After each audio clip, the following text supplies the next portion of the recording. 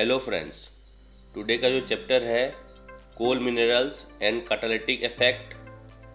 तो इसमें हम क्या सीखेंगे?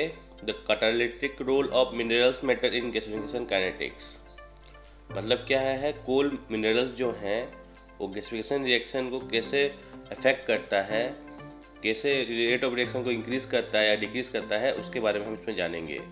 मेरा नाम तापस संयम पटेल है, मैं एक केमिकल इंजीनियर हूँ। चलिए स्टार्ट करते हैं।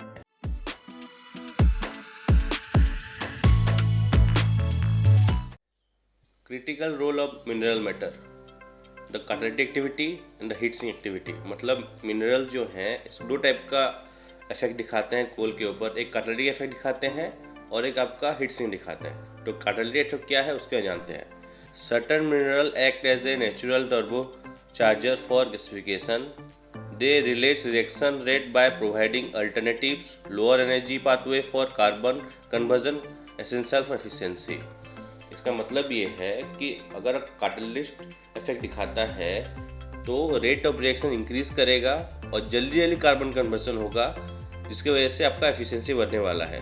हीट सिंक का इफेक्ट क्या है? Other minerals act as a thermal breaks और इनर्ट फिलर। मतलब कार्बन है, कार्बन के अंदर कोई ऐसा चीज़ है जो जल नहीं पाएगा, तो क्या होगा? वो ओनली हीट एब्जॉर्ब करेगा।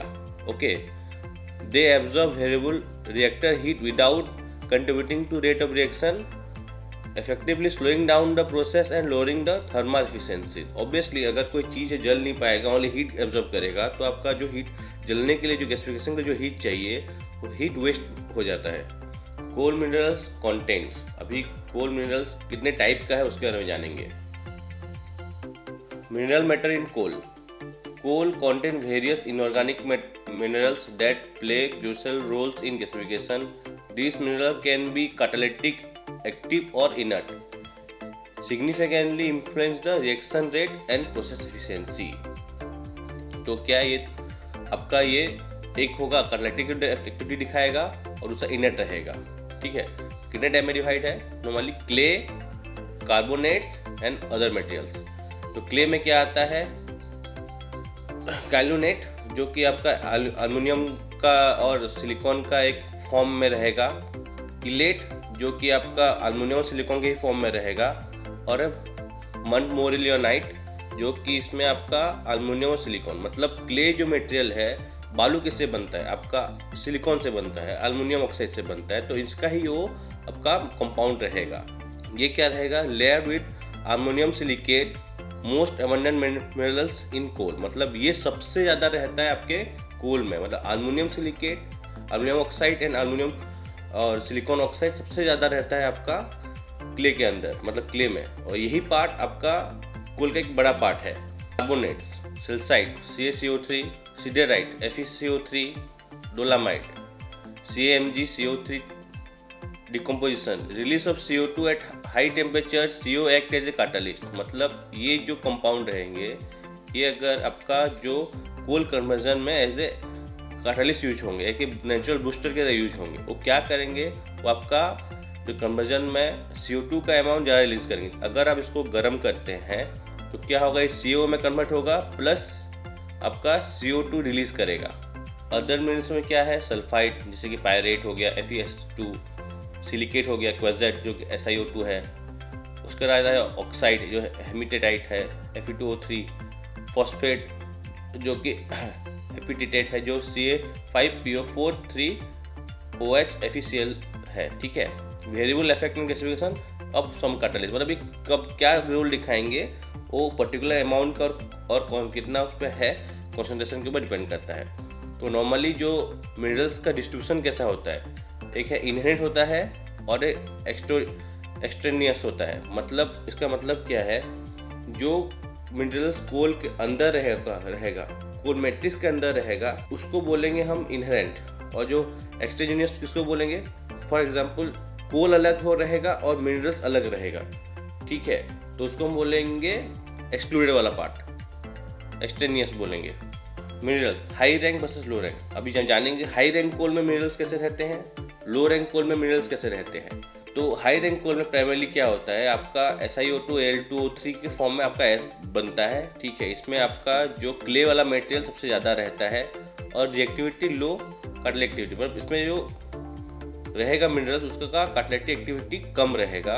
Minerals are mainly embedded in coal matrix less accessible to gasification agent, मतलब कोल मैट्रिक्स के अंदर अगर जो है इनहेरेंट होकर रहता है वो मैट्रिक्स के अंदर वो लॉक होकर रहता है, जिसकी वजह से क्या होता है आपका जो गैसिफिकेशन एजेंट है वो उसमें आप अटैक कर नहीं पाएगा और रेट ऑफ रिएक्शन हो नहीं पाएगा, बढ़ नहीं पाएगा।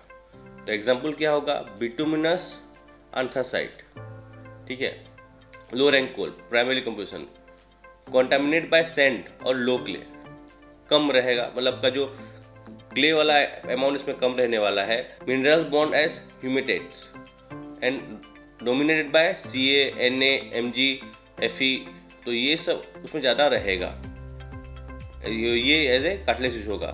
तो metal cation exchange with high functional group creating high disperse catalyst lignite submineral, ये जो है Ca, Na, Mg, Fe, इनके वजह से क्या होगा आपका कैटालिटिक एक्टिविटी बढ़ने वाला है और रेट ऑफ रिएक्शन भी इसमें इंक्रीज होने वाला है, ठीक है। तो इसलिए लो रैंक कोल जल्दी रिएक्ट करता है rather than high rank coal. Humate formation in low rank coal form when metal cation Ca+2 Na plus Mg Fe exchange with acidic portion in carboxylic or phenolic group of humic acid create highly dispersed catalytically active species, मतलब ये जो compound क्या होगा, कोल का जो phenolic part रहेगा और carboxylic part रहेगा उसके साथ आयन एक्सचेंज करके वो क्या बनाएगा आपका ह्यूमेट स्पीसीज बनाएगा, जो कि आपको रेट ऑफ रिएक्शन में इंक्रीज करता है। Catalytic activity of minerals, catalytic mechanism, inorganic metal like K, Na, Ca, Mg, Fe exchange with H ions in carboxylic or phenolic group. This cation on low coal surface play a catalytic role. Increase the gasification rate by providing alternative reaction pathway with lower activation energy. मतलब क्या होगा, ये जो exchange करेगा phenolic और carboxylic group में, तो reaction normally जो फ्लूइड में होता है उसमें नहीं होकर अलग पार्ट में जाके आपका रेट ऑफ रिएक्शन को इंक्रीज करेगा, जिससे क्या होगा आपका total activation energy conversion of coal का कम हो जाएगा। लो रैंक में कैसे होता है, मिनरल डिस्ट्रीब्यूशन देखते हैं, disperse and excluded minerals, highly accessible to reactant, strong catalytic effect. इसका केमिकल एसोसिएशन कैसे होगा, organically bond cation humates provide intimate और contact between catalyst and the carbon matrix, मतलब ये कैटालिस्ट का जो रिएक्शन करीब करीब होने की वजह से इसमें क्या होगा, जो एजेंट इजीली पहुंच पाएगा और रेट ऑफ रिएक्शन को बढ़ाने वाला है। हाई रैंक कोल में क्या होने वाला है, मिनरल डिस्ट्रीब्यूशन, एम्बेडेड और included minerals encapsulated in the carbon matrix, limited accessibility, मतलब क्या है कि आपका कार्बन मैट्रिक्स के अंदर रह जाएगा।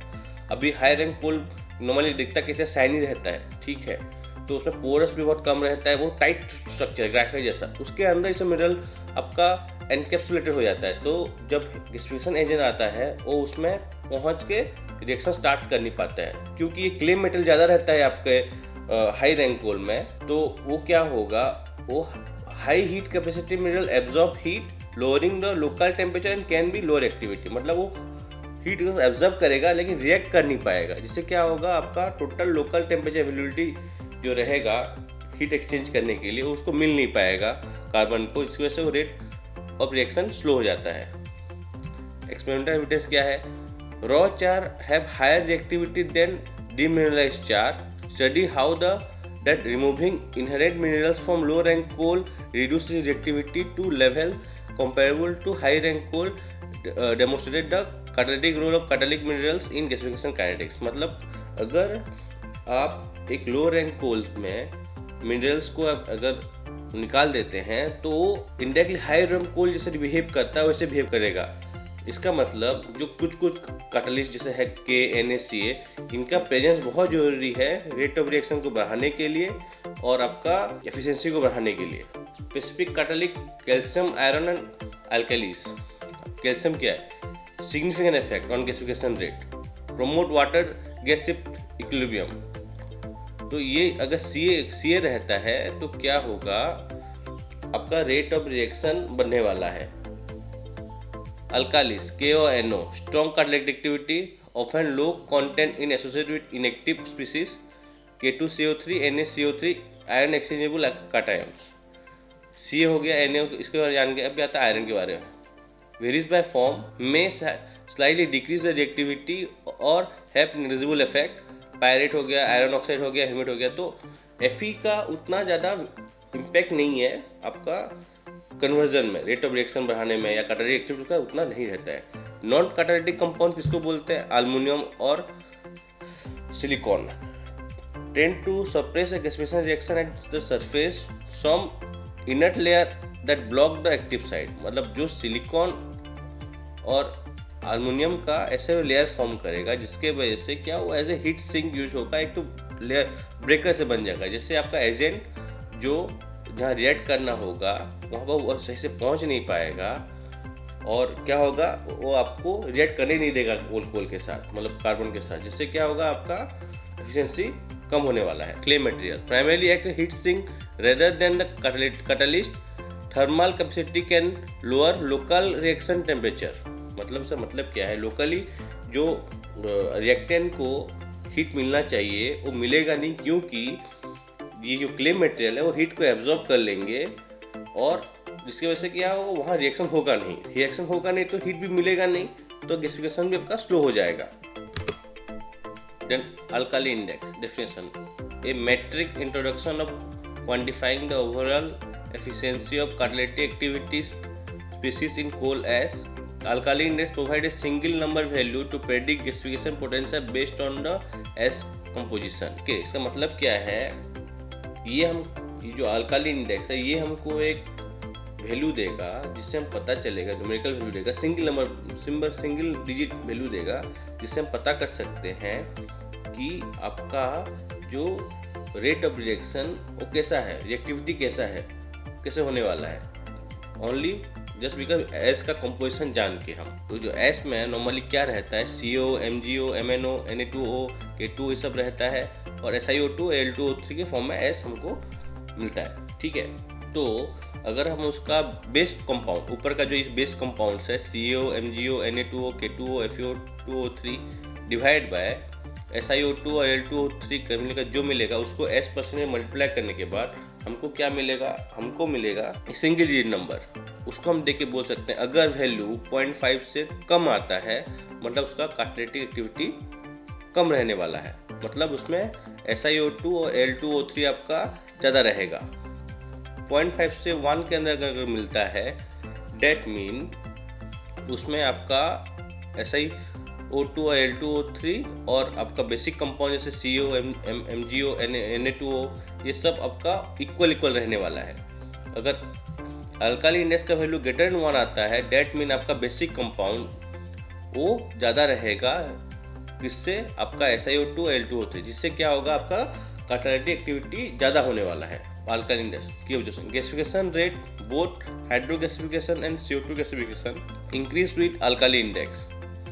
Higher AI indicates higher concentration of alkali or alkali earth metal element relative to inert silica and alumina।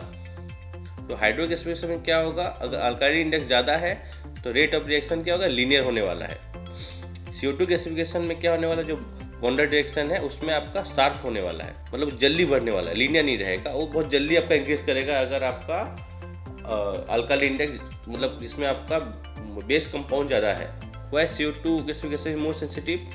CO2 has strong affinity for chemizobing on alkali earth metal oxide CO, forming CaOC complex that facilitate carbon gasification through the bonded reaction। जिसे मैं बताया catalytic pathway। Alkali create oxygen exchange site on the carbon surface। CO2 can more effectively interact with the D site than H2, making CO2 gasification more sensitive to alkali concentration. मतलब क्या हो रहा है, ये जो है हम लोग का बेस कंपाउंड ज़्यादा होने के कारण जो CaO हो, तो पहले क्या होगा H2 साइड्स में एजेंट रिएक्ट ना करके, ऑक्सीजन रिएक्ट ना करके, वो आपका पहले कहाँ रिएक्ट करेगा, जो आपका CO2 साइड है, तो इसीलिए क्या होगा CO2 फॉर्मेशन ज़्यादा होगा उसमें। External catalytic addition, artificial catalyst, adding cation KNaCO as a catalyst salt significantly increase the coal reactivity।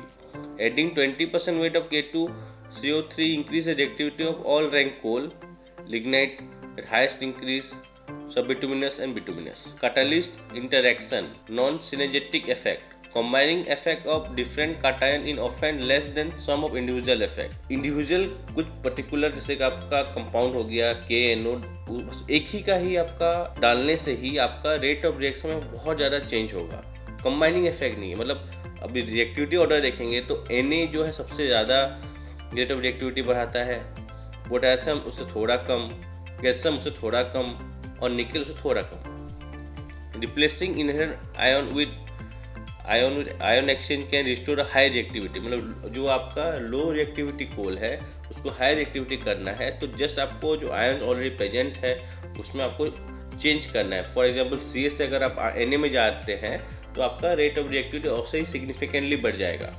Low rank enhancement, external catalyst addition most effective of low rank coal provides substitute reactivity improvement, मतलब जो high rank कोल में अगर लो rank कोल blend करके आप डालते हैं तब भी आपका ओवरऑल क्या बोलेंगे रेट ऑफ रिएक्शन और कैटालिटिक एक्टिविटी बढ़ने वाला है। High rank coal activation can overcome intrinsic reactivity limitation of high rank coal through significant catalytic loading, मतलब अब हाई रैंक कोल में अगर आप कैटालिटिक लोडिंग करते हैं तो वो भी इजीली आपका जो एक्टिवेशन एनर्जी लो हो जाएगा और रेट ऑफ रिएक्शन बढ़ने वाला है। Process optimization, strategically catalyst addition allow use of lower quality feedstock while maintaining high conversion efficiency. Catalyst है वो अगर सही प्राइस में मिलता है और जो हम लोग का फीड है कोल है वो भी अगर हमको सही प्राइस में मिलता है देन इसका कंबाइनेशन से जो नॉन वेल्यूएबल कोल है उससे भी हम काफ़ी ज़्यादा प्रॉफिट गेन कर सकते हैं, ज़्यादा